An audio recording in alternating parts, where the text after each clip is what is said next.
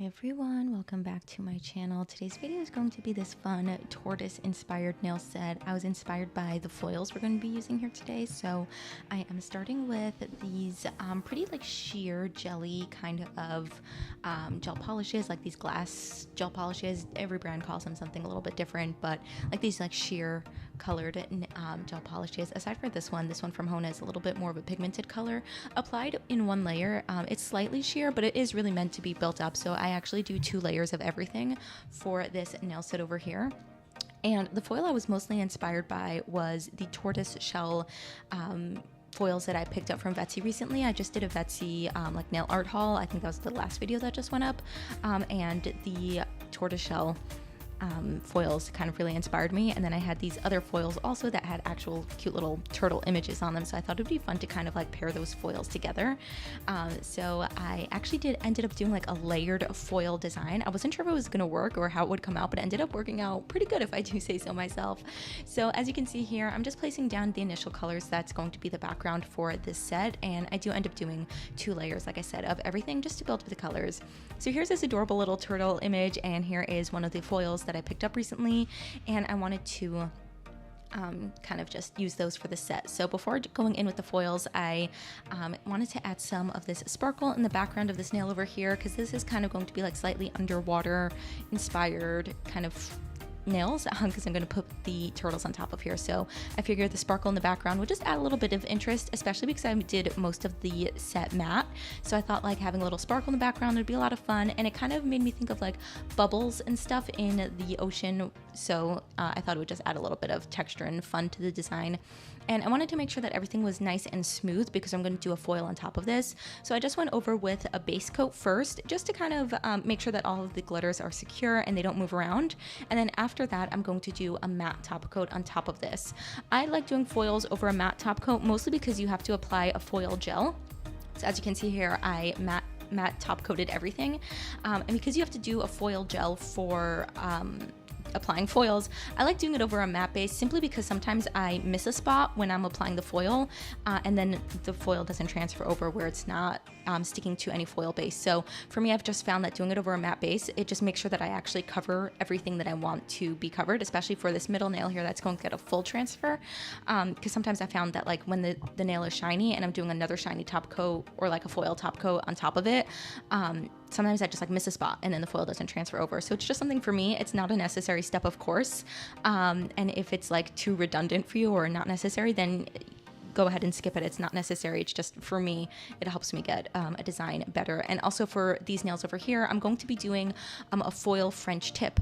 So I want to make sure that I had like the French shape as good as possible and as well done as possible. And if I was doing the foil gel over like a shiny base, I feel like I wouldn't actually be able to see what I was doing, and then I couldn't be sure if I had like smooth lines or if everything was even. I wouldn't be able to see what I was doing. So it's just easier if you're finding that you're struggling to do stuff like that. Try working over a matte top coat. I also find it easier when you're doing precise work like this, trying to get a specific shape with the foil gel. It's easier to do it over a matte top coat, especially because like it kind of has like this like nice like grip to it almost, where the foil gel kind of just stays put and doesn't float around. Sometimes doing foil gel or anything like that, even nail art with gels on top of a shiny base, can sometimes like make the gel kind of shift around and not really stay in place and be a little bit harder to control because it kind of just slips and slides over that shiny base.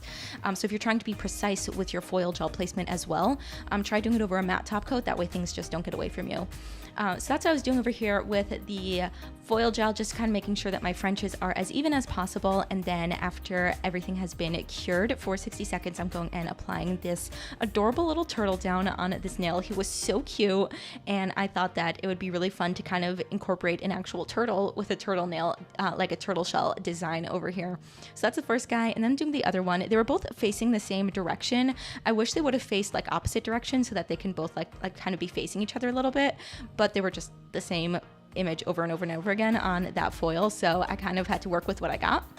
And then I wanted to do a foil, like a layered foil over here. So I wasn't sure if it was actually going to end up working out. So I wanted to make sure that I did a layer of base coat over these 2 turtles first, in case my idea didn't end up working out. I didn't end up ruining the design. It's kind of like to make sure that they're secure under there, in case what I do next didn't pan out the way I expected or wanted it to. So then for this nail over here, I am just doing a full foil over this nail over here, and I did that like clear-ish jelly color on the background so that it would like really fade in nicely, because part of the foil was a little bit sheer, so I figured having a color under it would just kind of like help the whole design come together. So after I cured that base coat, I'm going in again with a top coat, and while that is curing, I just moved on to the next ones. I was trying to keep everything like moving at a steady pace, so as one thing was in the lamp, I was moving on to the next one. So this is one of the nails that I did a French on. So as you can see here, I'm just applying the foil and kind of doing the French. These areas where it didn't transfer over properly or fully is where I usually get like crinkles, and wrinkles on when you're doing foils will kind of prevent them from transferring over. And even though I have like a pretty good experience now and pretty good track record with getting foils down, for some reason, like it's hard for me to get like the wrinkles out of nails. Like I always place down a foil on a nail, and maybe because the nails that I use are so curved or whatever, I'm not really sure. Like I always end up getting like wrinkles in them, and then the wrinkles usually don't transfer over. So sometimes I just have to go in with a second round and just kind of, they kept popping off the stands also. Every time I put like pressure on the nail with like a foil or something like that, they just go flying right off the stand. But anyway, sometimes like with the foil and everything like that, when there's little wrinkles in it, it doesn't transfer over.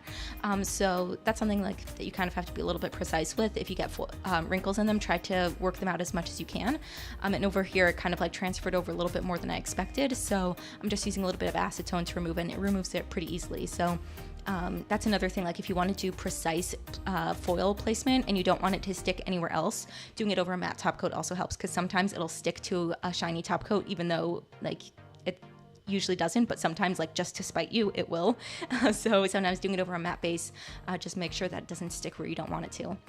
So this is what I wanted to do with the layered foils. I wanted to do the foil, the tortoiseshell like pattern foil on this actual turtle itself, just to bring in the design a little bit and help it match and be cohesive with the rest of the set. So I did that base layer, the base coat first to protect the turtle first, because in case it didn't work out, I didn't want to take it off and ruin everything. And then after that, I did a matte top coat, so then I can again do a precise placement of the foil gel. So there's like lots of layers going on here, so it's just kind of like a little bit maybe hard to keep track of, but it's not too difficult. It's just basically making sure that the turtle under is secure, and then going in with a matte top coat so that I could do this little precise placement here. So I'm just putting the foil gel, as you can see here, over on the tortoise shell so that we can then do the tortoise shell foil on top of it. So I'm just doing a little bit of foil gel here and trying to be as precise as possible. And then I'm going to pop that in the lamp and then using the foil. So I didn't realize I actually had two layered on top of each other, so I just placed it upside down accidentally, but flipped it over, placed it down over the turtle over here, and it actually worked out so well. So because the tortoise shell patterned foil was a little bit see-through, you can kind of see the green coming through under an initial from like the turtle under, but I thought initially about like covering it up, because the foil transferred over completely, but like it was slightly like see-through, so you can kind of see the green under it. And I thought about covering it up and doing like a second layer, but I actually thought it was kind of cool to have like the mix of the green as well in it. So I thought that was really cool. And then for the Frenches over here, I'm just going in with this blue that we used on the turtle nails to kind of bring the whole design together, add a little bit of cohesiveness. I love teal and brown together. I think it's such a cool combination. It's really, really fun. Tortoiseshell is like super fun for the fall season. I know it's popular and it's a great pattern all year round, but there's something about it for the fall season that is just really, really nice. And I love teal in the fall. I think it's such a gorgeous color. It's such a great way of bringing blue into a more grungy kind of tone. Like sky blue is great for spring, like pastels, and I love like a hot blue for summer. And there's something about teals for like the autumn fall season that is just so gorgeous. I love it, and I love blue and brown together. Any blue together with any brown is just a gorgeous combination. So I just wanted to make sure that the design all flowed and was cohesive with each other, and bringing elements of the designs together just helps bring a nice cohesion to the set here. So just working on my set over here. And then for the French tips where some of the foil didn't transfer over because I had some wrinkles, I figured I would just fill in those gaps with the clear like jelly nude gel that I was using previously for the other nail that had the full transfer over, and it was a great way to just fill in the blanks a little bit over here where I had some wrinkles. So that's always a good idea too. If you're doing like a foil transfer, it's always a good idea to like match the polish or the gel that you're doing under it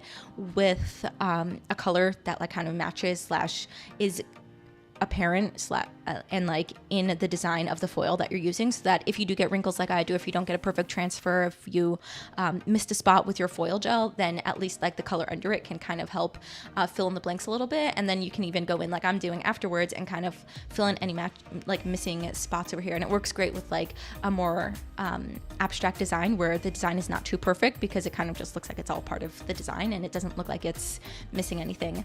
And then I wanted to shiny top coat over this turtle over here. Initially, I was thinking of keeping the whole nail matte because I really liked how the glitter in the background looked matte. I thought it was so cool. So initially, my first initial design, when I was planning out the design, it was going to all be shiny. But then when I matte top coated to do the foils, I really liked how that glitter looked, and I wanted to keep it. But then I kind of wanted to keep a little bit of like distinction between the turtle and like all the stuff going on behind it. So I shiny top coated him, and then I wanted to bring some of the larger glitters to life a little bit and kind of make it look like it's got a bunch of dimension and a lot of different colors going on. So I'm just using the shiny top coat on some of the larger glitters over here, so that some of it's a little bit shiny, and then you've got some of the matte glitter in the background. I thought it was such a cool look. It really just makes the design look very dimensional. It kind of looks like there's like some glitter in the foreground and some in the background, and it really just brought just a fun cohesion to the set, like something just a little bit interesting. So I did that, and I'm going to do the same here for this turtle here. So just using this very thin liner brush and just shiny top coating the turtle and some of the glitters over here, because I thought it was just a really cool design. I loved how this looked matte as well. So I didn't want to like completely bring all of the glitters to life over here. So I'm just kind of picking mostly like the larger ones that have like an actual shape to them, and then like the small, fine, very tiny glitters I left matte. So I'm just doing that over here. And of course, if you wanted to shiny top coat or matte top coat the whole design, that's like totally a design preference, whichever you prefer. I just thought it would be just add a little bit of texture and intrigue to the nail. And then to finish off, I wanted to add some crystals. I had these really pretty rhinestones over here that were these really pretty brown and orange colors that really kind of matched the tortoiseshell foils. It had the right colors, and they were like slightly see-through-ish, shiny, like rhinestones are. And then some of these like small flat-backed glitters over here that had just like this like slight iridescence to them, but with a brown base. I actually just picked these up, these like flat-backed ones.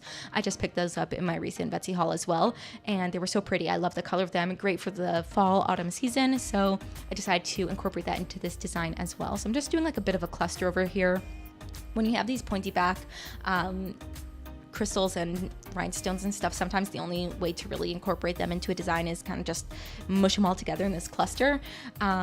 If you have any other ways of using these like pointed back crystals that don't involve just like mushing them all together, because I do love that look, and I do like this like cluster of gems all together, but I'd love to have other ways to use it.